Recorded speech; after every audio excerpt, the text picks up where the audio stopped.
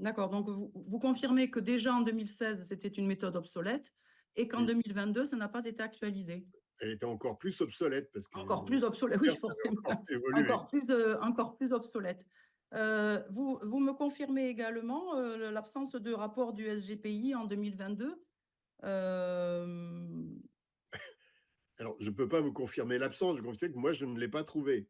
d'accord, Voilà. Je ne sais pas, je pense qu'il y a des effets de seuil, comme la subvention publique est plus faible. Peut-être qu'il n'y a pas besoin de passer par le SGPI. Ça, j'en sais rien. Mais en tout cas, je ne l'ai pas trouvé. d'accord, mais non, mais c'était pour juste me le confirmer. Et peut-être juste une dernière question, mais je ne veux pas prendre la parole pour priver les autres de parole. Juste une question de façon plus générale. Est-ce que vous considérez que le fait que vous nous avez dit au tout début de votre propos que vous ne subissez pas de pression et que vous n'avez jamais subi de pression? C'est exact. Euh, mais non, mais je ne remettais pas en question sur votre propos. Mais je voulais vous poser ma question, c'est est-ce que vous pensez que ce soit lié au fait que les avis de l'autorité environnementale n'ont pas de valeur prescriptive? Elles sont obligatoires, mais elles n'ont pas de valeur prescriptive. Et donc que vous n'avez pas non plus, puisque vous le dites et vous répondez à ma question en ce sens dans le questionnaire, vous n'avez pas non plus le moyen de veiller à ce que vos recommandations soient suivies des faits. Et est-ce que du coup, vous pensez que ça peut être lié? Je, je, C'est une opinion que je vous demande, hein, c'est pas... oui, c'est une opinion. Je ne pense pas que ce soit lié. Je pense que c'est lié avant tout au respect de la réglementation européenne. C'est-à-dire que la directive sur les projets, la directive sur les plans et programmes demande à ce qu'une autorité indépendante du maître d'ouvrage et du décideur donne un avis. Et donc, s'il y avait des pressions, ben, ça finirait par se savoir. On est un collectif, il y a des membres associés. C'est mon cas d'ailleurs, j'ai rempilé en tant que membre associé. Les membres associés, vous avez des gens qui sont dans des associations, vous avez des universitaires. Si jamais il y avait des pressions et qu'on était obligé de modifier un avis, ben, il battrait le tambour dans la presse et ça ne ferait pas bon effet. Donc voilà, c'est à mon avis un bon usage de la démocratie que d'avoir des instances qui peuvent donner un avis sans avoir de pression. Après, effectivement, cet avis, nous ne sommes pas le décideur. Moi, je tiens beaucoup à la séparation, c'est un sujet qui vous occupe à l'Assemblée nationale aussi, à la séparation entre l'expert Absolument. et le décideur. Nous, IRSN, on vous donne une ASN. expertise, mais nous ne sommes pas décideurs. Moi, je n'ai pas compétence pour savoir si il est important d'avoir une autoroute pour que les personnes qui habitent à Castres ou qui travaillent à Castres puissent rejoindre Toulouse. J'ai une compétence sur l'environnement, je donne un avis d'expert et le décideur décide. Et il se trouve qu'en l'occurrence, le décideur, c'est le ministre. Merci de vos réponses. Merci, Monsieur Vendimian, pour ces réponses. Une, euh, une question et une deuxième question qui sera posée par notre président. Euh, J'avais fait effectivement le rapport sur la pétition et vous avez soulevé le fait que une fois que vous avez rendu l'avis, il n'y a pas de suivi derrière.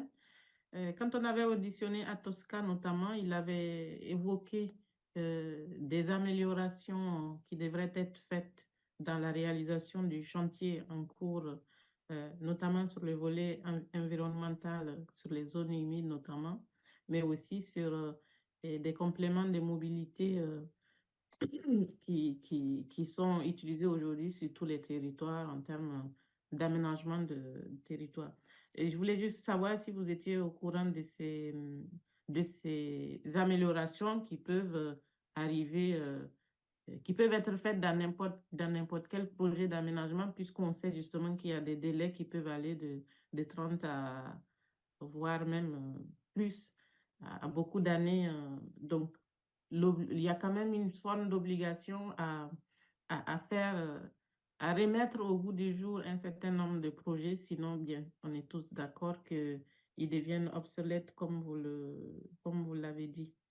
Est-ce que vous avez quelque chose à nous dire sur ce point-là? Bah, bien volontiers.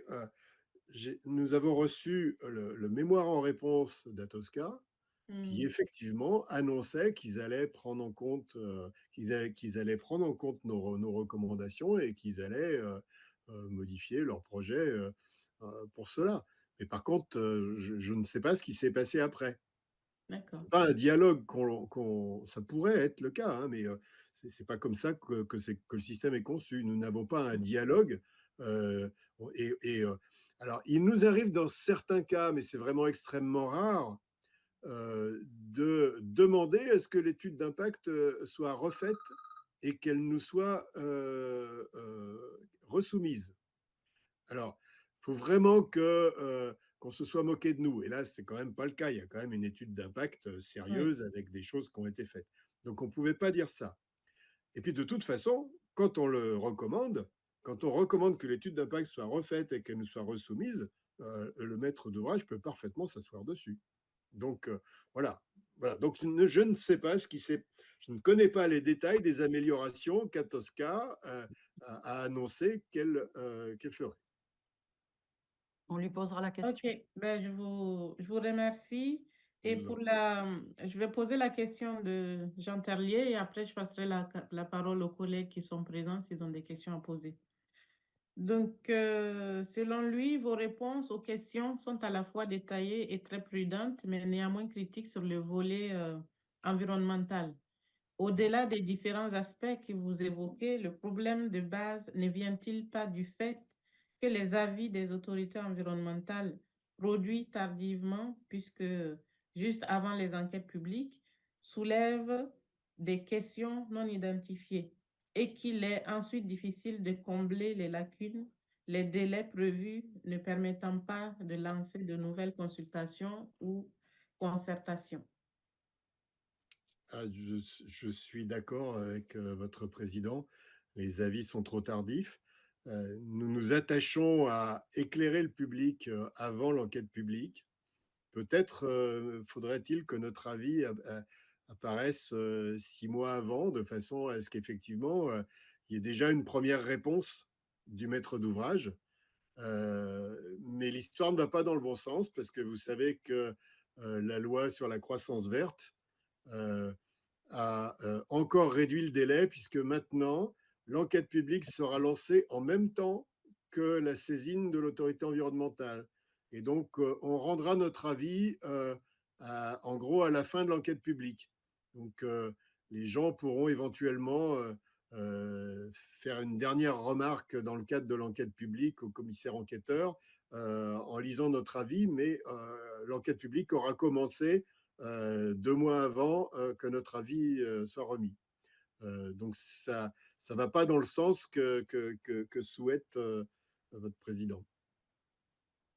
Merci. Ça voudrait dire qu'il faut prévoir un autre, je sais pas moi, une enquête publique de mise à jour une fois que le projet dure dans le temps, ou qu'est-ce que vous en pensez? Ben, je pense que tout ça est fondé sur un argument qui est qu'il faut accélérer et que du coup, l'évaluation environnementale, l'avis de l'autorité environnementale, l'enquête publique, tout ça, ça ralentit les projets. Euh, Bon, quand on voit des projets qui ont été pensés il y a une trentaine d'années, on se dit que c'est pas seulement l'évaluation environnementale qui l'a ralenti. Et